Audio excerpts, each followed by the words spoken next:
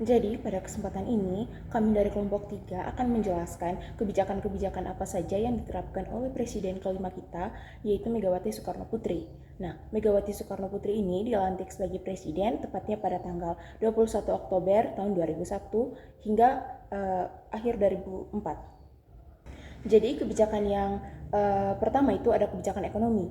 Pada masa pemerintahan Megawati Soekarno Putri, ia meminta penundaan pembayaran hutang sebesar 5,8 US dollar pada pertemuan Paris Club ketiga dan mengalokasikan pembayaran hutang luar negeri sebesar 116,3 triliun rupiah.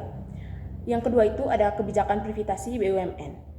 Privasi adalah menjual perusahaan negara di dalam periode krisis dengan tujuan melindungi perusahaan negara dari investasi kekuatan-kekuatan politik dan mengurangi beban negara. Nah, hasil penjualan itu berhasil menaikkan pertumbuhan ekonomi Indonesia pada saat itu menjadi 4,1% dari 3,8%. Nah, jadi kebijakan yang pertama adalah dalam bidang politik. Pada masa pemerintahan Megawati, kebijakan politik yang dilakukan adalah antara lain. Yang pertama adalah amandemen konstitusi. Pemerintahan Megawati melanjutkan proses amandemen Undang-Undang Dasar 1945 yang telah dimulai sebelumnya. Amandemen ketiga dilakukan pada 10 November 2001 dan amandemen keempat pada 1-11 Agustus 2002. Perubahan ini meliputi pembentukan Mahkamah Konstitusi dan penghapusan Dewan Pertimbangan Agung serta penetapan pemilihan presiden dan wakil presiden secara langsung oleh rakyat. Kebijakan yang kedua adalah pembentukan Komisi Pemberantasan Korupsi atau KPK. Jadi, untuk memberantas korupsi yang merajalela, Megawati membentuk KPK sebagai lembaga independen yang bertugas mengatasi korupsi di Indonesia. Pembentukan KPK ini didasarkan pada pandangan bahwa banyak institusi hukum saat itu tidak bersih sehingga diperlukan lembaga khusus untuk menangani masalah tersebut. Nah, kebijakan politik yang ketiga adalah otonomi daerah. Megawati menekankan pelaksanaan otonomi daerah yang adil, memberikan kewenangan kepada daerah untuk mengelola wilayahnya sendiri sambil menjaga kesatuan dan integritas nasional. Kebijakan ini bertugas untuk mengurangi kesenjangan pengembangan antar daerah dan meringankan pelayanan publik. Lalu, kebijakan politik yang keempat dan yang terakhir adalah kebijakan pertahanan.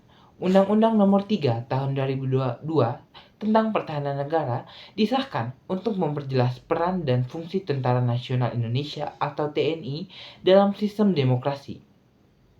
Undang-undang ini menetapkan TNI sebagai komponen utama pertahanan yang didukung dan komponen cadangan dan pendukung. Sekian saja kebijakan dalam hal politik pada masa pemerintahan Megawati. Selanjutnya kebijakan akan dijelaskan oleh teman saya. Pendidikan pengenalan ujian nasional atau UN sebagai upaya standarisasi penilaian pendidikan di seluruh Indonesia. UN diperkenalkan untuk mengukur pencapaian kompetensi lulusan pada dasar jenjang pendidikan dasar dan menengah.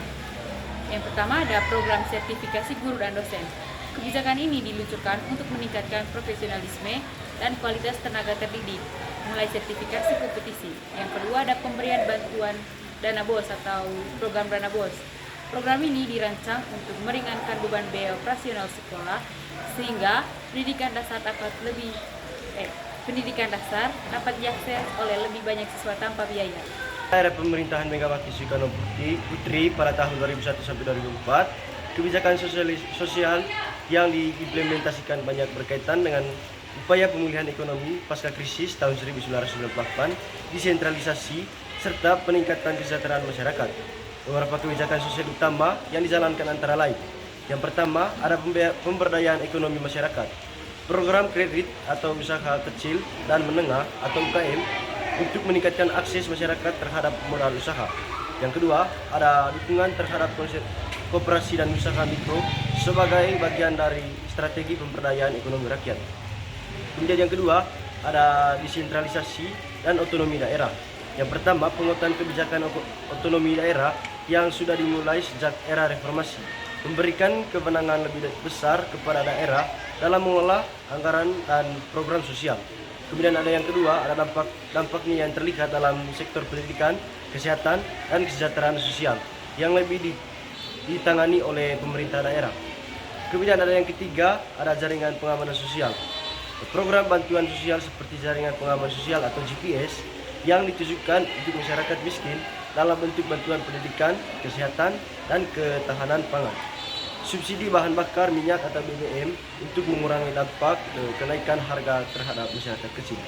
Kemudian ada yang keempat, ada kebijakan kesehatan dan kependidikan. Peningkatan alokasi anggaran untuk sektor kesehatan dan pendidikan meskipun masih dalam tahap awal. Program peningkatan akses pendidikan bagi anak-anak miskin meskipun belum terbentuk program besar seperti bantuan operasional sekolah atau BOS yang baru dimulai di era berikutnya. Kemudian ada yang kelima, peran perempuan dan kesetaraan gender. Sebagai presiden perempuan pertama di Indonesia, Megawati mendorong peningkatan peran perempuan dalam politik dan pemerintahan. Kemudian penguatan kebijakan tentang perlindungan terhadap perempuan dan anak. Kemudian ada yang keenam, penanganan konflik sosial. Upaya resolusi konflik di berbagai daerah seperti Maluku dan Aceh melalui pendekatan dialog dan intervensi sosial. Perjanjian damai awal dengan Gerakan Aceh Merdeka atau GIM meskipun tidak berlangsung lama. Meskipun kebijakan sosial pada era Megawati menunjukkan beberapa inisiatif positif, masih banyak tantangan seperti tingginya angka kemiskinan, keterbatasan anggaran negara, dan kesenjangan ekonomi yang belum sepenuhnya teratasi. Sekian dari saya, sekian. Oke teman-teman, saya akan melanjutkan materi apa yang telah dijelaskan oleh teman-teman saya. Baik, yang berikutnya saya akan menjelaskan materi di bagian bidang kesehatan. Jadi, pada bidang kesehatan, pada masa pemerintahan Presiden Megawati, saat itu beliau mengeluarkan kebijakan kesehatan gratis bagi masyarakat. Jadi, masyarakat pada saat itu mendapatkan kesehatan gratis dalam melakukan pengobatan, karena pada saat itu Indonesia memiliki krisis ekonomi. Jadi Megawati mengeluarkan kebijakan kesehatan gratis bagi masyarakat. Dan juga teman-teman, setelah kebijakan gratis itu akhirnya kesehatan masyarakat mulai lebih membaik. Itu saja dari saya, terima kasih.